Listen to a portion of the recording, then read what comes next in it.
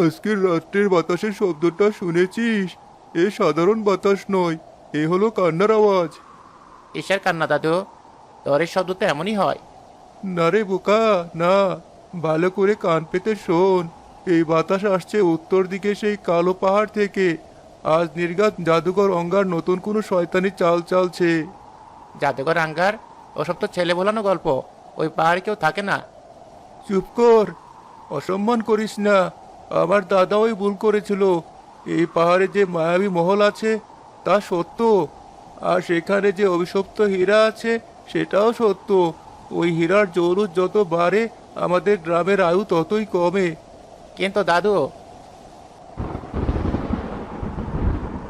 দেখলি, প্রকৃতিও সায় দিচ্ছে। আজ রাতে গ্রামের অমঙ্গল হবে, খুব বড় অমঙ্গল। কারো ঘরে আজ বিপদ হানা দেবে।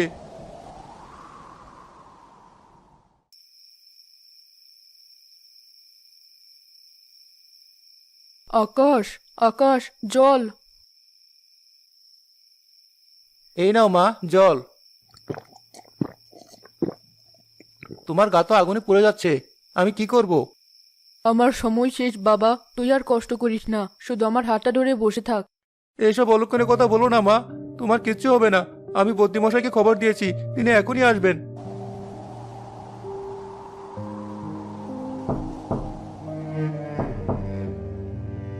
বদ্যিমশাই, আপনি এসে গেছেন। মা খুব কষ্ট পাচ্ছে, দয়া করে কিছু করুন।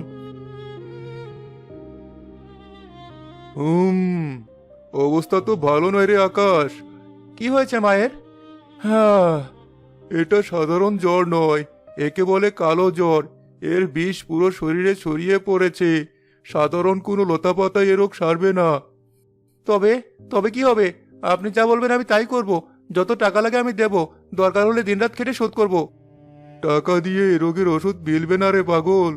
একমাত্র একটা উপায় আছে, কিন্তু সেটা মৃত্যুর নামান্তর। মৃত্যুর নামান্তর হলে আমি রাজি, বলুন উপায়টা কি?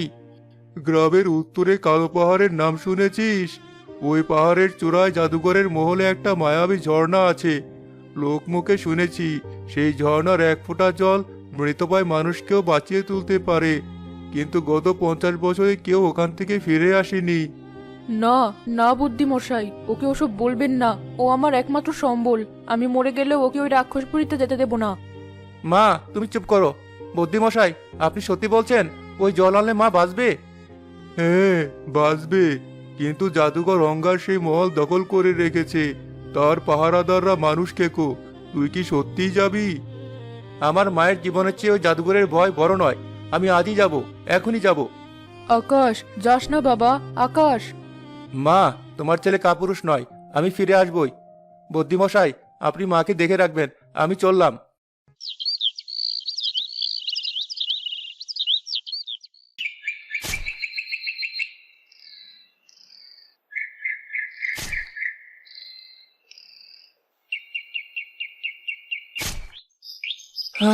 কি অদ্ভুত এই জঙ্গল! এখানকার বাতাসও যেন ভারী। কিন্তু আমাকে থামলে চলবে না, চূড়ায় পৌঁছাতেই হবে।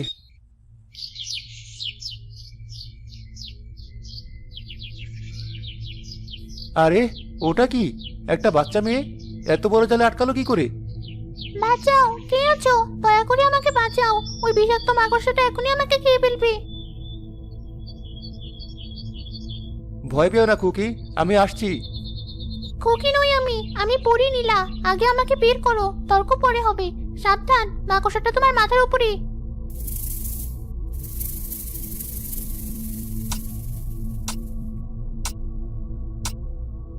বাপরে, এ তো সুতো নয়, যেন লোহার তার। ডান দিকের কিটটা কাটো, জলদি, ওটা বিষ ছুড়বে। তুমি ঠিক আছো? তোমার পিঠে এগুলো তো ডানা। তুমি সত্যিই পড়ি? হ্যাঁ, আমি পড়ি। ধন্যবাদ মানব সন্তান, তুমি না থাকলে আজ আমার গল্প শেষ হয়ে যেত। কিন্তু তুমি এই অভিশপ্ত পাহাড়ে কি করছো? আমি আকাশ, আমার মায়ের জীবন বাঁচাতে ঝর্ণার জল নিতে এসেছি। তুমি জাদুকর অঙ্গারের মহলে ঢুকতে চাও?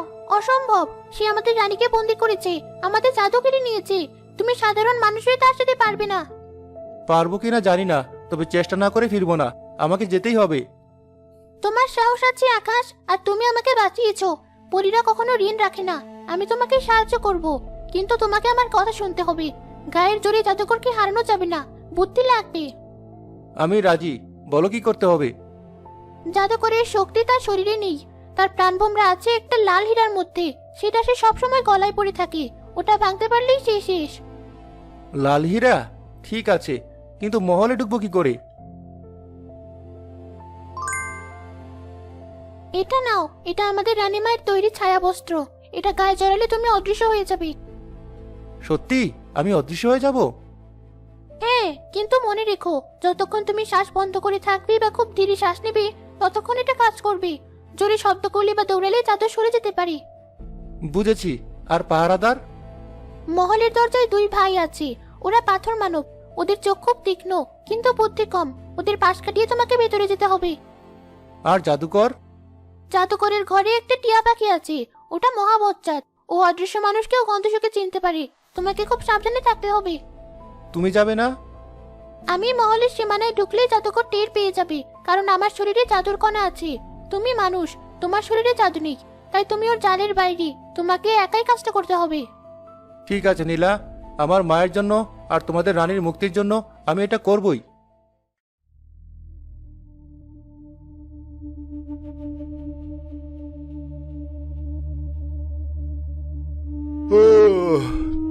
আর কতকাল এখানে দাঁড়িয়ে থাকবো? আবার খিদে পেয়েছে, একটা আস্ত হরিণ পেলে চিবিয়ে খেতাম। চুপ করতো, জাদুকর মশাই শুনলে হরিণের বদলে তোকেই চিবিয়ে খাবে। কিরে, তুই কোনো মানুষের গন্ধ পাচ্ছিস? তাজা মানুষের গন্ধ? গন্ধ তো পাচ্ছি, কিন্তু কাউকে তো দেখা যাচ্ছে না। মনে হয় জঙ্গল থেকে বাতাস আসছে। সর্বনাশ, এরা তো গন্ধ পাচ্ছে। আমাকে বাতাসের উল্টো দিকে থাকতে হবে। আমি একবার নিচে গিয়ে দেখে আসি। একদম নড়বি না, জাদুকর মশাই এখন বিশ্রাম নিচ্ছেন। দরজা ছাড়লেই বিপদ, মাছিও যেন না ঢুকে। ওরা নড়বে না, আমাকে ওদের পায়ের ফাঁক দিয়ে যেতে হবে। আল্লাহ ভরসা।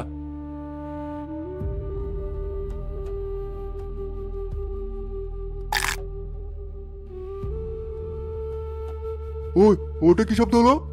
আরে ও কিছু না, হয়তো কোনো ইঁদুর। তুই বড্ড ভয় পাস। ইঁদুর?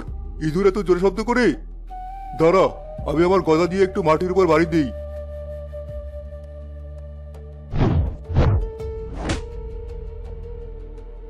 কিরে, কিছু মারলি? না, মনে হয় পালিয়ে গেছে। চল পাহারা দিই। উফ, আর একটু হলে বর্তা হয়ে যেতাম।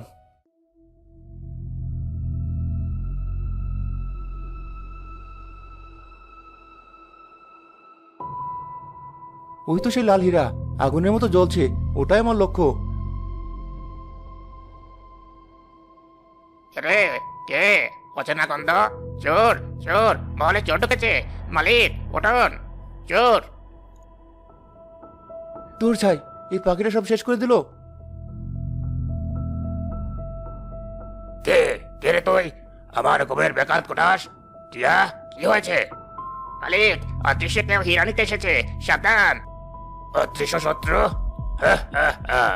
ছায়া বস্ত্র পরে এসেছিস, সাহস তো কম নয়। যেখানেই থাকিস, আমার আগুন থেকে খুঁজে বের করবি।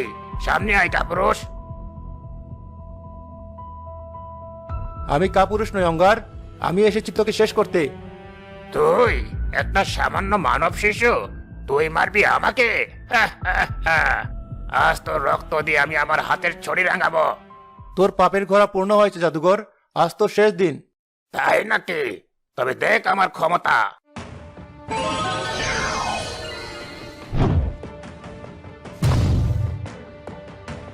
মারো, মারো ওকে। বাম দিকে পালিয়েছে, বাম দিকে। এই পাখিটা তো আমাকে টিকতে দেবে না, আগে ওটার ব্যবস্থা করতে হবে।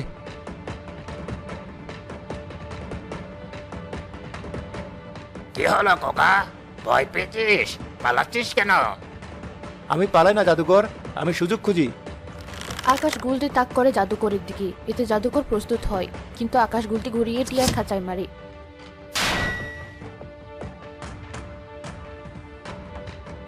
আমার টিয়া, তুই আমার স্বাদের পাখিকে কষ্ট দিলি।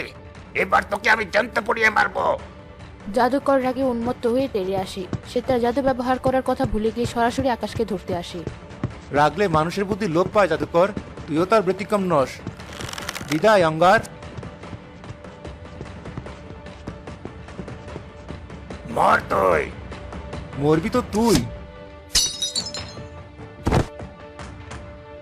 না না, আমার শক্তি, আমার অমরত্ব সব শেষ। জাদুকরের শরীর থেকে কালো ধোঁয়া বের হতে থাকে, তার শরীরটা টুকরে ছোট হতে থাকে এবং একসময় বাতাসের সাথে মিলিয়ে যায়।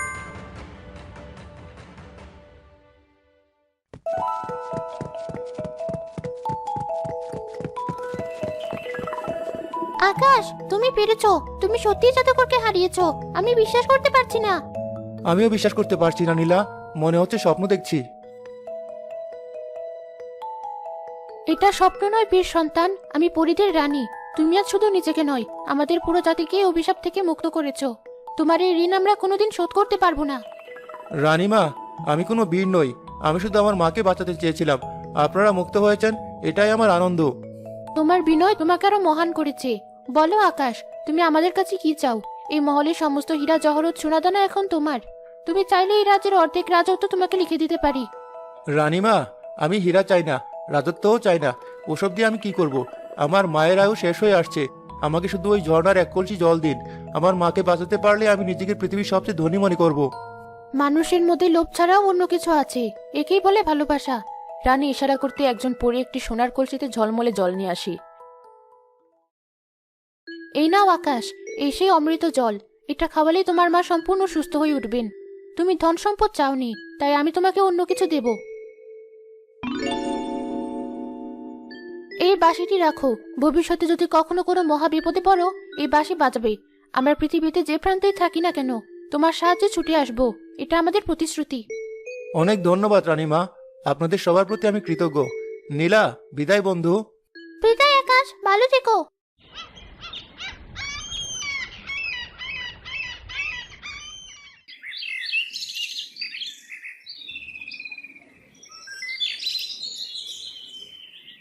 মা, মা, আমি এসেছি, চোখ খোলো মা।